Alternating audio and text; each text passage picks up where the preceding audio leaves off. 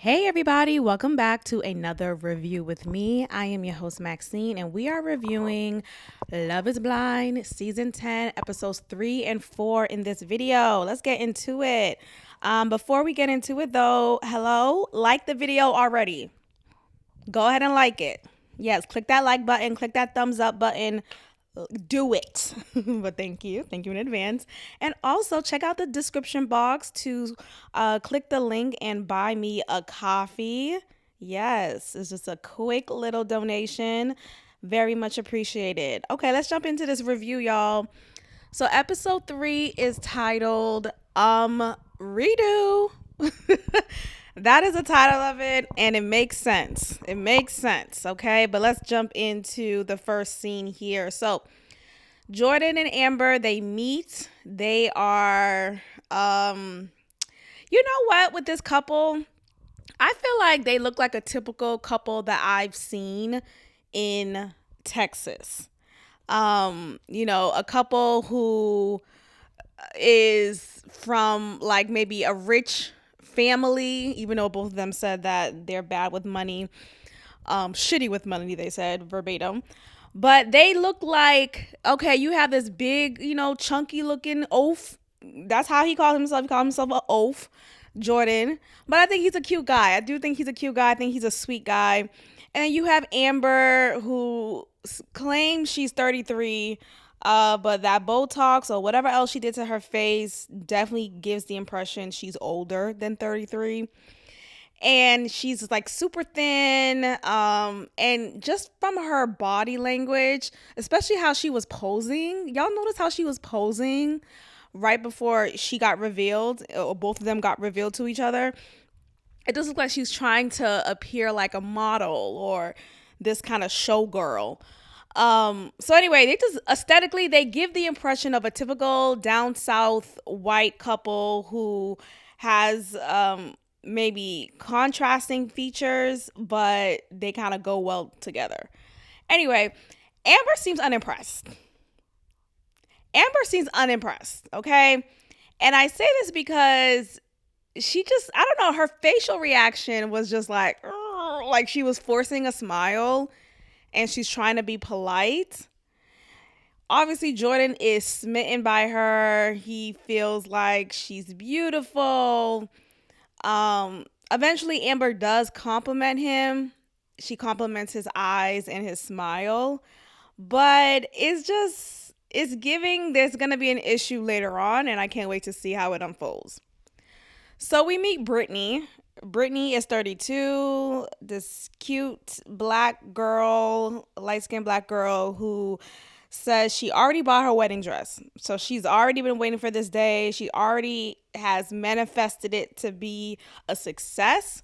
She's a nurse and labor delivery professional.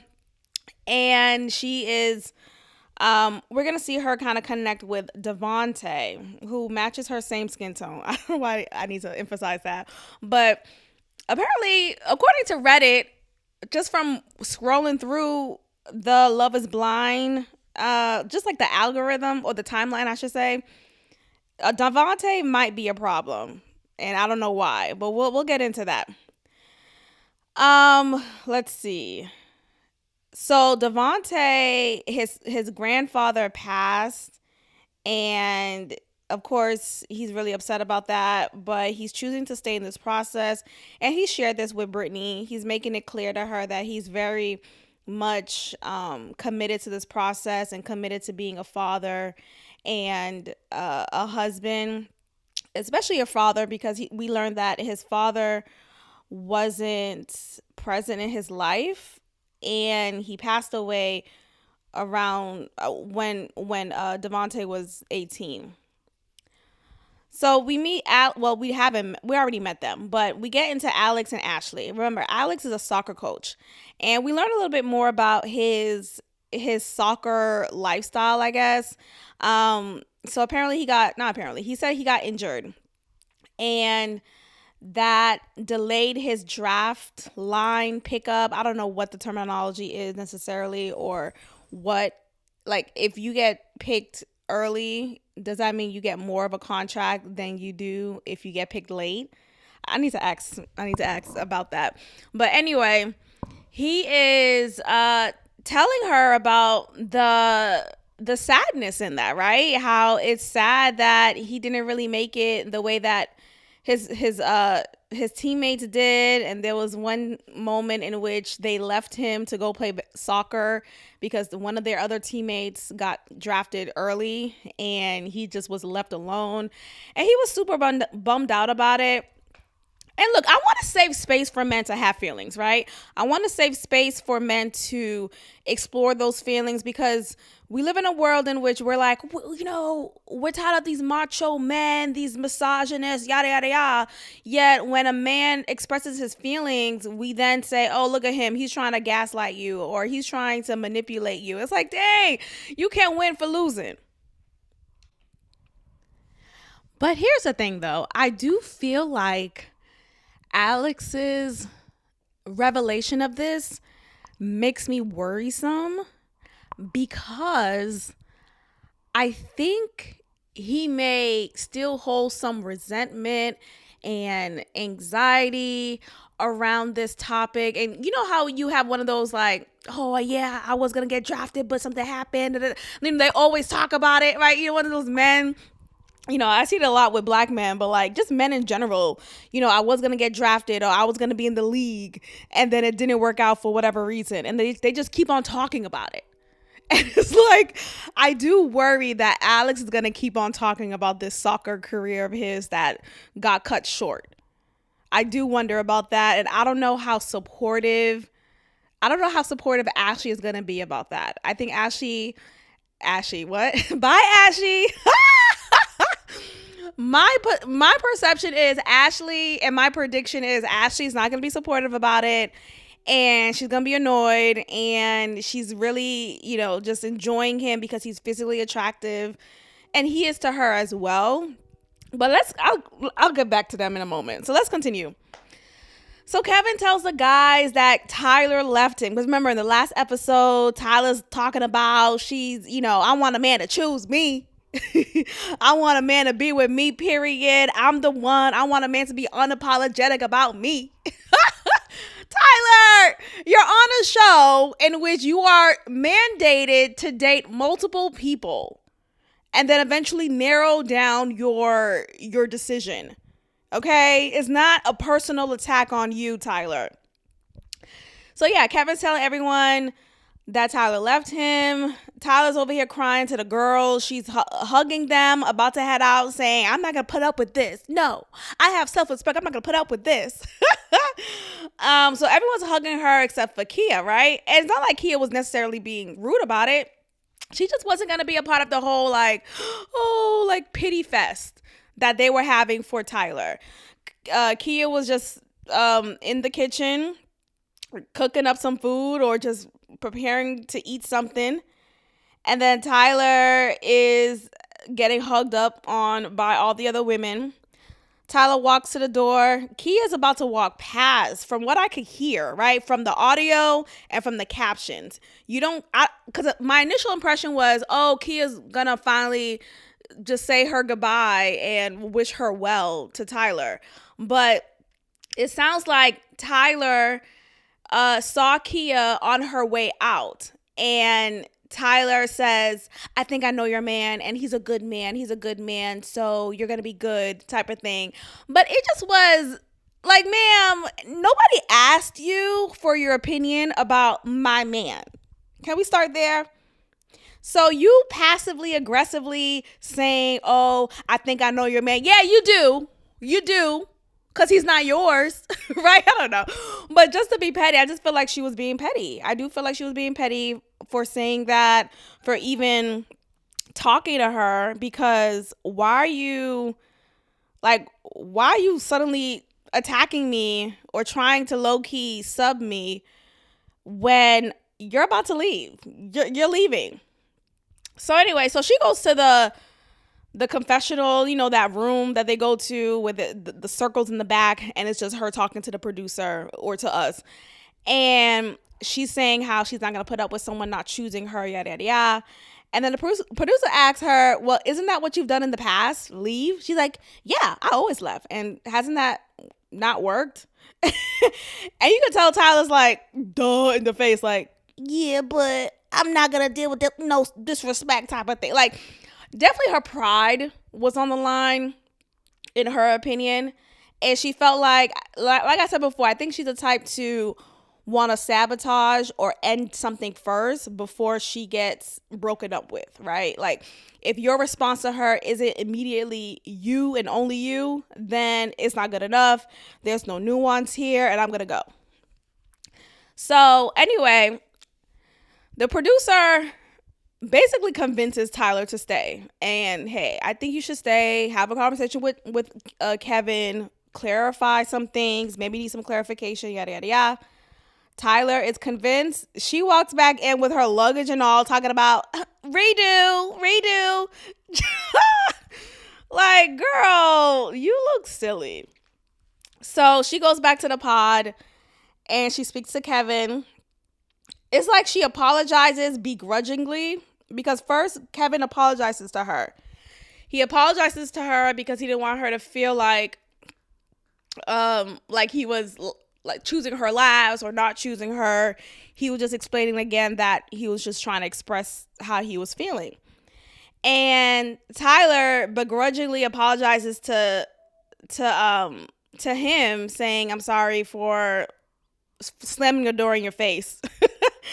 So she returns to the quarters and she speaks to Kia. She's like, I'm sorry for bombarding you earlier. Like, girl, Kia was being a sweetheart, saying, you know, it's okay. Emotions are high, yada, yada, yada.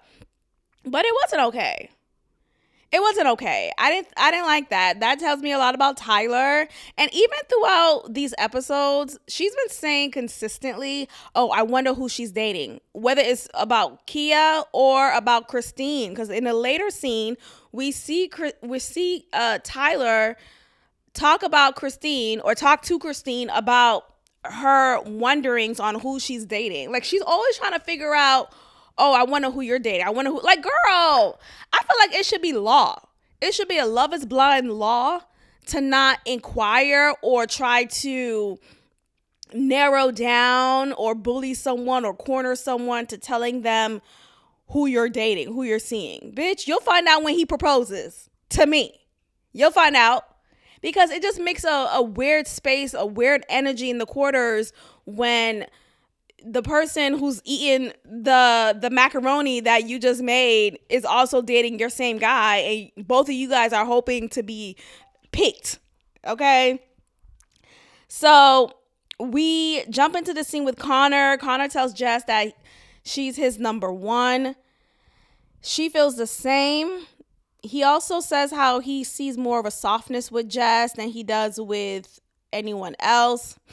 But isn't this the same guy? Hold on. Didn't Connor choose Bree at the end? That's interesting. So yeah, Connor tells Jess that you're my number one. Anyway, Connor inquires about her physical type. We jump into Alex and Ashley. They connect on the book called The Alchemist. I heard about that book, but I never read it. Just the title alone is kind of like, okay, is this witchcraft? What are we doing? He proposes to her. Of course, she says yes. Connor and Emma. Connor asks Emma, do you think we'll have cute kids? I don't know what to say at this point. I'm annoyed for Emma, even though I feel like Emma's reasoning is her reason, right? She's well within her right to not want children for whatever reason, right? Your reason could be, I don't want to change my body. I don't want to live a life for someone that, like, as selfish as that reason may appear, that is your reason alone. Like, you having kids just because you're a woman should not be forced upon you. Like, that decision, that life should not be forced upon you.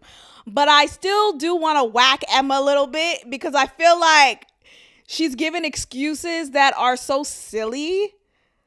Oh, it's just silly to me, right? In her head, she probably thinks she's doing a noble thing, right? I don't want to bring a child in my life or in the world because I don't know about my medical history. Since I had medical issues growing up, I don't want to, but it's just, I don't know. It's like you don't know what's going to happen to your kid. right? You don't know until something happens, right? You don't know until you are in a predicament in which you are informed that such is happening. So I feel like Emma is just beating around the bush. Like, you know what? I don't know. Like, I don't know. And all these men, all they talk about is having kids. Now, granted, that is well within your right to do so, but golly, they're beating it down.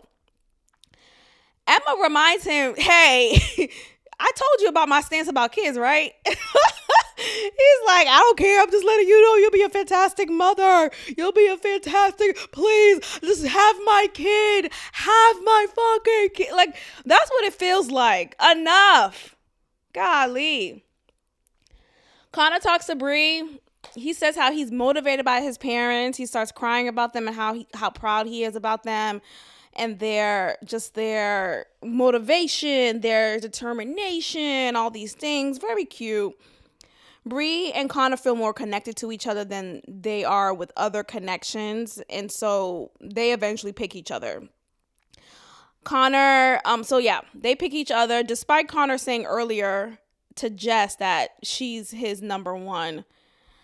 Alex and Ashley. Alex is full of himself. That's what I wrote down. Yeah, okay, because he proposed to her. Of course, she says yes, right? They meet each other. They're making out. It's like, basically, the cameras could have been turned away, okay? They was going to get down to Pound Town if they could, okay?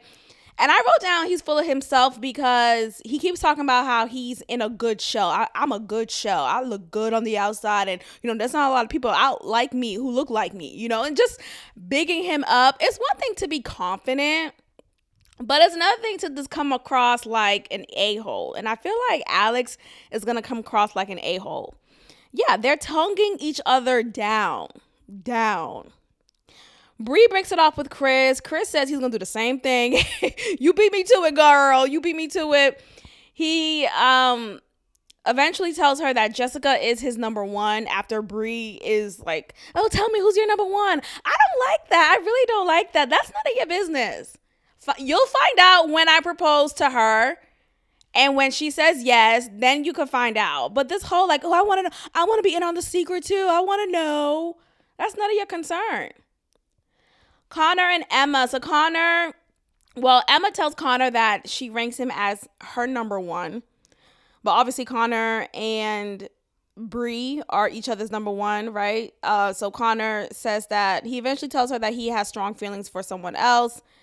And he ends it with her. So that wraps up this review for episode 3. Let's jump into episode 4. Episode 4 is titled Stage 5 Clinger. Connor finally breaks it to Emma and lets her know I'm not picking you. That's what he says to her. Devontae and Brittany are vibing and thriving. He tells her about his grandfather. She is saying, guessing by your name, I think I have an idea of what you look like. He's like, no, what do you like? I could be French. I'm like, nigga, come on, Devontae. But it's spelled Devonta, and there's not an accent anywhere. So it's like, where's the E at the end? Brittany reveals that she's in a season of celibacy. Now, I want to know, how long is this season? I do want to know this. And I also want to know I don't know. I feel like people who talk about celibacy, it's just annoying. It's annoying. And I'm talking from the perspective of someone who was celibate for a brief time, but who would talk about it for like as if it was my personality trait. Right? This is something that a lot of Christians, black female Christians especially, wear on their sleeve. It's just freaking annoying. Not every black female Christian, of course, but the people who talk about celibacy a lot are black women, black female Christians. She tells us about, something that her dad told her. Oh, if you get the tiggly wiggly, that means it's your heart. But if you get a below feeling, that means you should run away. Like, what? But what if I do want to feel both with my man? Hello? What if I want to already feel wet? knowing that, dang, this man who's making my heart flutter also makes downstairs flutter. Why can't that be okay? I'm sick of it. I'm sick of it. Again, this whole celibacy talk is so annoying to me because it's like we shame sexual desire, we shame sexual connection, and I'm sick of it. Chris and Jess are proposed. Well, they're engaged now. Whoop-de-doo. Emma and Mike. So she tells him that she ended her connection with her second choice, which I thought was weird because I thought he was your first. But she did say that it wasn't mutual and that he ended it. Mike is being sympathetic. Connor and Bree, she reads a letter to him. He proposes. She says yes. I've noticed with their relationship dynamic, they have a banter. Connor will say things like, oh, she overtalks him. And it just makes me wonder, like, is there a romantic chemistry there? Or is it more of a friend, homegirl vibe? Tyler tells Christine she loves her love story with Vic, right? So, mind you, Vic is black. Christine is a white woman. Tyler says she was wondering who she was seeing, right? She was wondering who Christine was seeing. And then she was like saying how she approves Christine and Vic being together because of their backstory, because what they've been through. And it's like, Tyler, girl, bye. Like, are you the judge? Are you the judge and jury? Why are you acting as if your approval is needed? And I felt like she was also talking from a standpoint of, as a black woman, typically I don't approve interracial relationship, but this one I do, type of thing. Like, oh, you got my badge of honor, my badge of approval even more. Did y'all get that vibe? I got that vibe. So we get to Kia and Kevin. Kevin, at this point, the rest of this episode is about you, so let's jump into it. Kevin, I'm sick of you. Kevin, I am sick of you and your robotic ass responses. He's annoying. And I don't know what Kia sees in him. She could do so much better. Tyler, if you want him that bad, you go ahead and have him then. Okay? I feel like if I was Kia, I'd be like, girl, you go ahead and have him. You doing all this extra stuff for Kevin? So Kia gives him a watch, right? Remember the whole backstory with the watch and how, time and priceless and, be present in the moment, all these things. And she's connecting it to her dad, right? Because it was a story from her dad. And she's connecting it to Kevin. I'm like, hold on. How much does Kia make again? I think she's a director as well. I think Kia and Tyler, I remember Tyler is in a top position in her career, in her corporate job. She's a director. And I think Kia is a director as well in her corporate job. Why is that hard for me to say? Corporate job. It's that OR, yo. But here's the thing. Kevin revealed to us that he lives in a 1-bedroom. I think low-key he wanted to say studio, which, no offense, I lived in a studio. Okay, what's wrong with that? But still, at a certain point, I don't know if I want my man to be in a studio. But he didn't say that. I'm just saying. He didn't say that. He said he lives in a 1-bedroom and he's the sole caretaker of his mom. I can't remember if he said he has siblings, but he just sounds like he has a lot going on, is what I'm thinking. And I feel like he is definitely insecure about it. He talks a lot about how, oh, Kia, you deserve the world. Okay, is it you? Are you giving me the world? I hate when men say that. You deserve it all. Then give it to me. You deserve the world. Then give me the world. Be the one to give me the world. Give it to me. So it just started off like he was shooting himself down. So Kia is reaffirming him and just being a trooper here, right? He gives her a basketball. And I'm like, is Kia a basketball player? I forgot about that fun fact. But no, she works at some firm that represents basketball players or basketball teams. So basketball is like a big part of her life. Anyway, it's a cute gift, but here's the thing. Don't give me something if you're not going to pick me. And yes, I want to be picked. Call me a pick me, but don't give me shit. I didn't like that. Like, it just felt like he was kind of stringing her along. So then he says he wants Kia to win. Let Kia win. I just want to let everybody win. So again, this whole indecisive nature of him, I wrote down, yeah, he lacks self-confidence.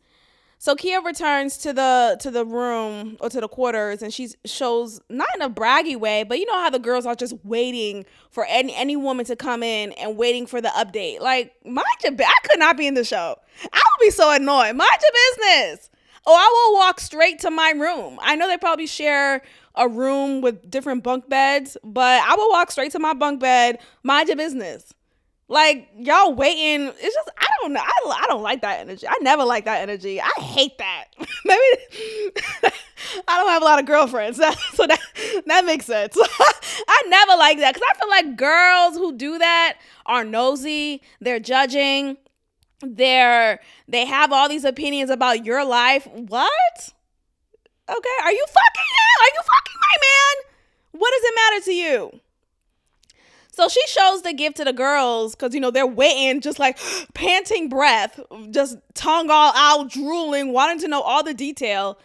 And Kia, she's just very calm and collected. She talks a little bit about why he gifted her this basketball.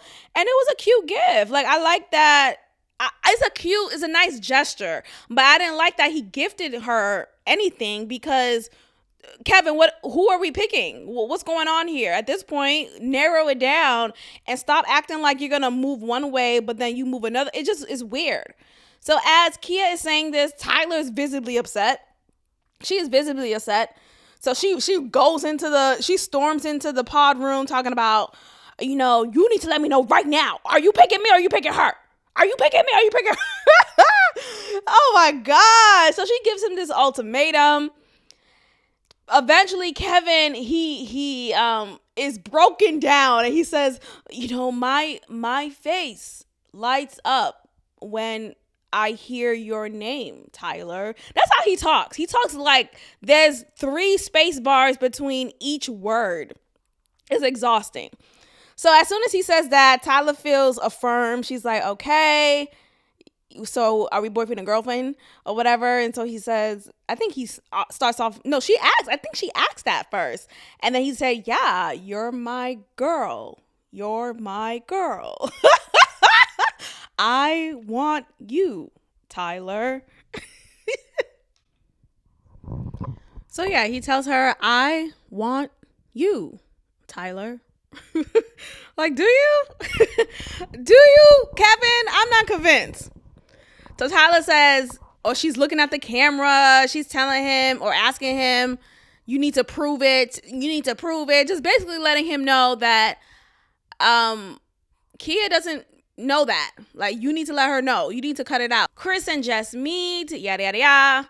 Emma and Mike. Emma gives him letters from her mom. Or, like, in these letters are letters that her mom would create or write every year or every holiday, it seems like, about the family.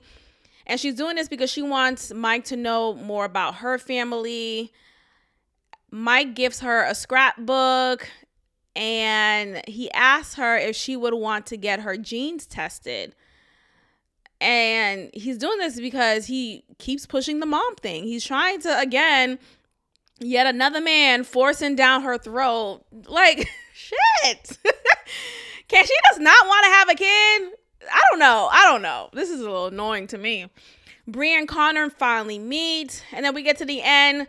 Kevan, at this point, he's still talking about how he doesn't know. And I'm like, look, at this point, propose polygyny. At this point, that's just what it is. He finally enters the pod, ready to finally choose Tyler and make it official with her, but no one's on the other side, and he realizes, oh, no one's there. This is crazy. So that is how episode 4 wraps up of Love is Blind.